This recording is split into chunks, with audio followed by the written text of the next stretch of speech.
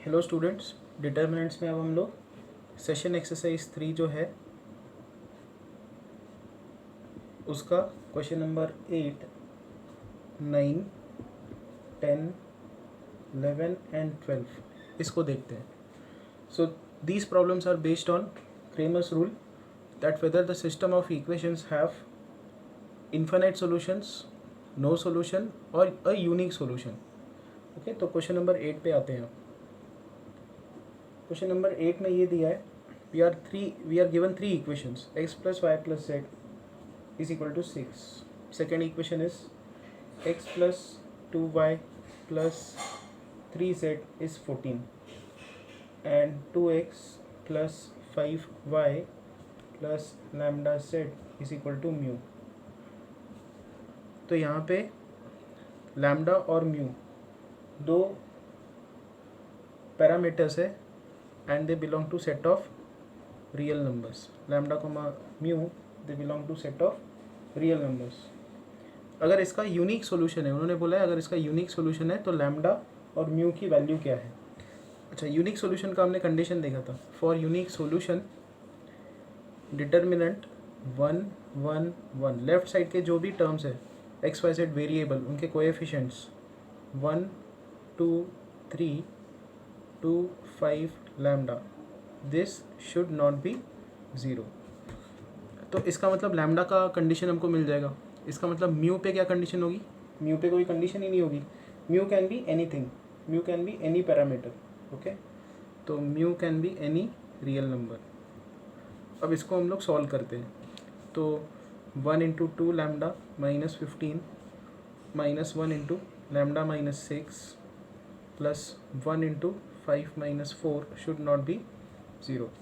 तो 2 lambda minus 15 minus lambda plus 6 plus 1 should not be 0. यहाँ से lambda minus 15 plus 7 should not be 0. तो lambda minus 8 should not be 0, meaning lambda should not be 8. तो इसका option A correct है. Option A. Okay, next is question number 9th. These are three equations and it's given that system of equations have no solution. Then A is. अब देखो no solution की condition क्या थी कि definitely delta determinant zero होना चाहिए. अब जो डेल्टा x है, डेल्टा y है और डेल्टा z है, इन तीनों में से तीनों के तीनों एक साथ ज़ीरो नहीं हो सकते. तो अगर ये ज़ीरो हुआ, ये ज़ीरो हुआ, तो डेफिनेटली इसको ज़ीरो नहीं होना चाहिए for no solution case. Okay, तो एक्स वाई या जेड उनमें से कोई एक टर्म या दो या तीनों एग्जिस्ट नहीं करने चाहिए. तो एक्स की डेफिनेशन क्या है? Delta X by delta. Y की डेफिनेशन क्या है? Delta Y by delta. And Z की डेफिनेशन क्या है? Delta Z by delta. तो अगर इनमें से कोई भी एक टर्म या दो टर्म्स या तीन टर्म्स मुझे एग्जिस्ट नहीं कराने हैं, मान लो मुझे एग्जिस्ट एक्स नहीं चाहिए, x does not exist, तो डेल्टा ज़ीरो होना चाहिए but delta x should not be zero. Okay, वैसे ही y, वैसे ही z, कोई एक वेरिएबल एग्जिस्ट नहीं करना चाहिए. एक दो या तीनों के तीनों नो सॉल्यूशन के लिए ये होना चाहिए. ठीक है, अब आगे बढ़ते हैं. डेल्टा तो डेफिनेटली ज़ीरो होना चाहिए, तो डेल्टा डिटर्मिनेंट निकालते हैं. a minus 1 minus 1 1 minus a minus 1 1 minus 1 minus a, this should definitely be equal to zero. इस डिटर्मिनेंट को अगर आप एक्सपांड करो तो आपको ए की वैल्यू मिलेगी. So now if you expand it you get a cube minus 3a plus 2 should be equal to 0. तो इसका एक रूट क्या है? ए का वैल्यू अगर आप माइनस 2 पुटअप करो तो लेफ्ट हैंड साइड में क्या आएगा? Minus 8 plus 6 plus 2. तो ये लेफ्ट हैंड साइड 0 बनता है अगर आप ए का वैल्यू माइनस 2 पुटअप करते हो. तो इसका मतलब एक रूट है a is equal to minus 2. तो बाकी के रूट्स हम लोग सिंथेटिक डिवीजन से निकालेंगे. ए क्यूब का कोएफिशिएंट, ए स्क्वायर का कोएफिशिएंट, ए का कोएफिशिएंट एंड कांस्टेंट टर्म. बाकी टर्म्स हम लोग यहाँ पे लिखेंगे. तो माइनस 2 इसका एक रूट है. 1 हमने नीचे शिफ्ट किया, इन दोनों का प्रोडक्ट माइनस 2, इन दोनों का सम माइनस 2, इन दोनों का प्रोडक्ट 4, इन दोनों का सम 1, इन दोनों का product minus 2 and remainder is 0। तो जो रिमेनिंग फैक्टर है वो है a square minus 2a plus 1 is equal to 0, meaning a minus 1 the whole square is 0, a is equal to 1। तो a के दो पॉसिबल वैल्यूज़ आ रहे हैं, -2 एंड 1। अब इसमें से कौन सा करेक्ट है? अभी तक तो हमने सिर्फ एक्स वाई जेड जो क्रेमर्स रूल होता है उसका डिनोमिनेटर 0 बना है। हमको delta X, delta Y, delta Z भी चेक करना होगा कि इन ए के वैल्यूज़ पे delta X, delta Y, delta Z क्या आता है। ओके, अब उसको आगे हम लोग करेंगे। तो a इज इक्वल टू 1 के लिए डेल्टा एक्स डिटर्मिनेंट कैसा दिखेगा? डेल्टा एक्स कैसे निकाला जाता है? ये कोएफिशिएंट्स आपको रिप्लेस करने होंगे कांस्टेंट टर्म के साथ, a minus 1, a minus 1, a minus 1। So delta x is a minus 1, a minus 1, a minus 1 and बाकी टर्म्स वैसे ही रहेंगे, -1 minus a minus 1, -1 minus 1 minus a। Okay, and a का value अगर हम लोग 1 पुटअप करके देखें तो डेल्टा x क्या आता है? सी इफ a इज़ 1 तो ये 0 आएगा, ये 0 आएगा, ये 0 आएगा, तो definitely delta x is 0। Similarly if you try for delta y determinant क्या होगा? ये पूरा कॉलम आपको सेम रखना है, a1 1, इसको रिप्लेस करना है a minus 1, a minus 1, a minus 1, -1 minus 1 minus a। Again a का वैल्यू अगर आप 1 पुटअप करते हो तो ये 0 0 0 बनेगा, delta y is definitely 0 and delta z it is a1 1 -1 minus a minus 1 and a minus 1, a minus 1, a minus 1। If you put a is equal to 1, again ये पूरा कॉलम 0 होगा एंड डेल्टा z का value होगा 0। तो क्या मतलब हुआ इसका कि a का वैल्यू अगर आप 1 पुटअप करते हो तो डेल्टा भी 0 आ रहा है, डेल्टा x भी 0 आ रहा है, डेल्टा y भी 0 आ रहा है, डेल्टा z भी 0 है। ये कौन सा केस बन रहा है क्रेमर्स रूल के हिसाब से? ये है इन्फाइनाइट सॉल्यूशन का केस, जहाँ पे सब डिटर्मिनेंट 0 होते हैं। हमको क्या चाहिए था इसमें? हमको इस क्वेश्चन में नो सॉल्यूशन चाहिए था। तो डेफिनेटली a का वैल्यू हम लोग a का वैल्यू जो है 1 पुटअप नहीं कर सकते। a इज इक्वल टू 1 पे सारे डिटर्मिनेंट 0 बन रहे हैं, इन्फिनिट सॉल्यूशंस का केस बन रहा है। हमको नो सॉल्यूशन का केस बनाना है, तो हम दूसरे वैल्यू की तरफ जाएंगे, a इज़ -2।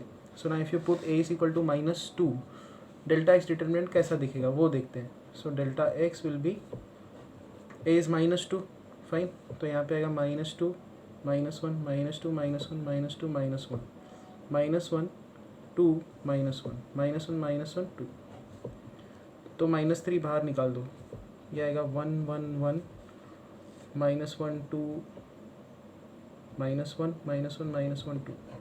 ये एक फाइनाइट वैल्यू डिटर्मिनेंट है। अगर आप इसको एक्सपांड करके देखो, इसका एक वैल्यू निकल के आता है। ओके, वो वैल्यू है, दैट वैल्यू इज़ -27। सो इतना ही इनफ है।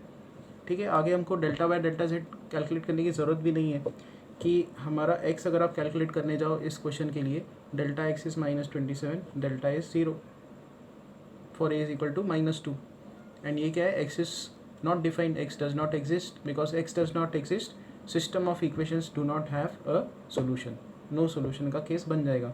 तो a is equal to -2 correct answer है 9th का। Okay, next is question number 10th. The system of equations x plus 2y minus 4z is equal to 3, 2x minus 3y plus 2z is equal to 5, and x minus 12y plus 16z is equal to 1 has infinite solutions। नहीं, ये 3 equations हमको दिए और हमको पूछा है कि इसके कितने सॉल्यूशंस है। कोई भी अननोन्स नहीं है यहाँ पे, सारे कोएफिशिएंट्स हमको दे के रखे हैं। हमको 4 चीज़ें निकालनी है, डेल्टा एक्स निकालना होगा, डेल्टा निकालना होगा, डेल्टा एक्स निकालना होगा, delta Y and delta Z.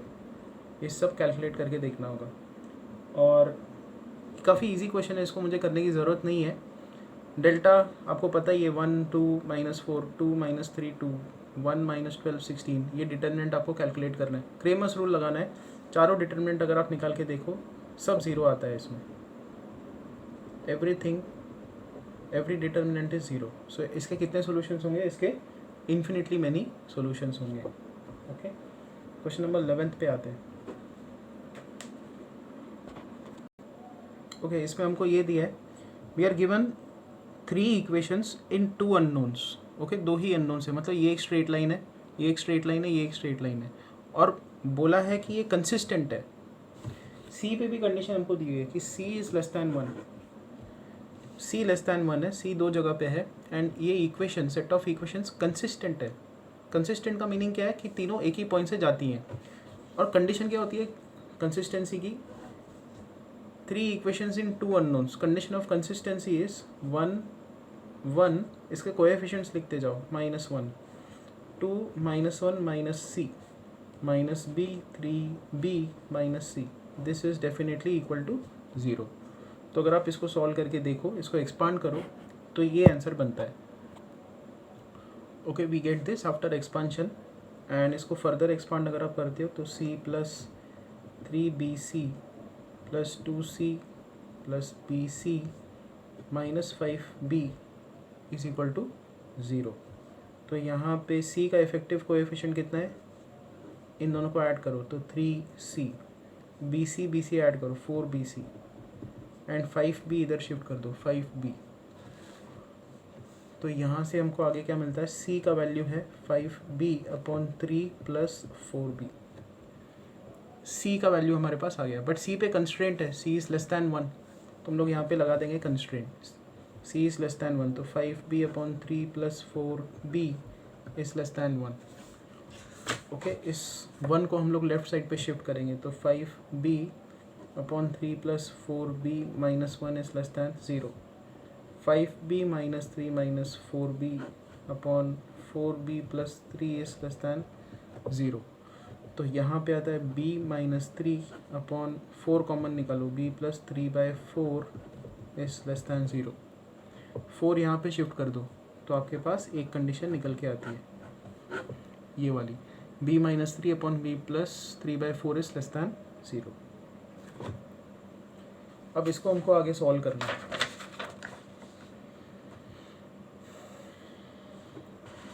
कब ये जो टर्म है नेगेटिव होगा, ऐसी चीज़ें हमने की हुई हैं। अगर आप एक एक्सिस बनाओ b का, और यहाँ पे इसके 2 रूट्स है, ये जो टर्म है इसका रूट क्या है, इसका रूट है 3/4, इसका रूट क्या है -3/4, इसका रूट क्या है 3, एंड इसका रूट मतलब ये वैल्यू, ये जो फैक्टर है ये 0 कब होगा, b इज इक्वल टू 3 पे, ये 0 कब होगा, b इज इक्वल टू -3/4 पे। अब अगर आप b का वैल्यू 3 से ग्रेटर रखते हो, तो डेफिनेटली ये जो टर्म है ये भी पॉजिटिव, ये भी पॉजिटिव, तो रेशियो इज़ पॉजिटिव। तो यहाँ पे ये जो रेशियो है ये पॉजिटिव है 3 के आगे, -3 और 3 के बीच में ये जो रेशियो है ये होगा नेगेटिव, एंड इस टर्म के नीचे ये जो रेशियो है ये होगा पॉजिटिव। हमको चाहिए था नेगेटिव, तो कब होगा negative, when b lies between -3/4 and 3। तो b belongs to -3/4 and 3,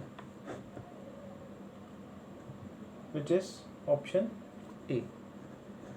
Option A is correct. And now comes question number 12. The equations are consistent. तो उन्होंने दिया है x plus 2y is equal to 3. Second equation दिया है y minus 2x is equal to 1. And 7x minus 6y plus a is equal to 0. देखो थोड़ा उन्होंने confuse करके दिया हुआ है। ये इक्वेशन एकदम बराबर है, x plus 2y is equal to 3। इसमें x का टर्म पहले लिखना होगा, -2x plus y is equal to 1। इसमें x का टर्म पहला तो है, कांस्टेंट टर्म को राइट साइड पे रखना होगा, माइनस है। अब करेक्ट है ये। अब ये कंसिस्टेंसी की कंडीशन अब लगाओ यहाँ पे, तो 1 2 3 -2 1 1 7 -6 -a, ये बनेगा 0। और अगर आप इसको सॉल्व करके देखो, a का वैल्यू आता है 7। तो यहाँ पे जाके हमारा ये सेशन एक्सरसाइज 3 ख़त्म होता है। अब लास्ट सेक्शन पे जाएंगे नेक्स्ट लेक्चर में, डिटर्मिनेंट्स के। Fine, thank you.